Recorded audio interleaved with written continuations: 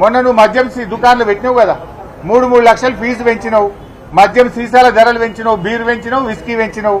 మొన్న మద్యం అప్లికేషన్ల మీద నీకు 3,000 కోట్ల రూపాయల డబ్బు వచ్చింది కదా, ఒక సగం ఇచ్చేయి మా ఆటో కార్మికులను యాడ్ చేసుకుంటారు. 3,000 కోట్లు ఈ నెల వచ్చినాయి కదా, నీకు ఆదాయం అదనంగా వచ్చింది. మద్యం షాపుల మీద దరఖాస్తుల మీద 3,000 కోట్ల రూపాయలు సంపాదించినావు. మరి ఆ 1,500 కోట్లు ఆటో కార్మికులకు బాకీ పడ్డావు, దాన్ని విడుదల చేయి, ఆటో కార్మికుల్ని కాపాడుకో అని చెప్తా ఉన్నాం. ఇప్పటికీ ఆటో కార్మికులు 161 మంది ఆటో కార్మికులు ఈ రాష్ట్రంలో ఇప్పటి వరకు చనిపోయారు. ఆ కుటుంబాలు రోడ్డు మీద పడ్డాయి.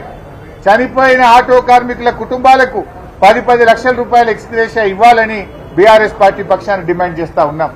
ఇవాళ ఆటో కార్మికులు ఇంకా ఎవరు కూడా చనిపోవద్దని కూడా తమ్ముళ్ళని మేము కోరుతా ఉన్నాం. ధైర్యంగా ఉండండి, పోరాడుదాం. మీ పిల్లలు, మీ భార్య, కుటుంబ సభ్యులు వీధిన పడద్దు. మీరు ధైర్యంగా ఉండండి. మళ్లీ వచ్చేది బీఆర్ఎస్ ప్రభుత్వం, తప్పకుండా మిమ్మల్ని కాపాడుకుంటాం.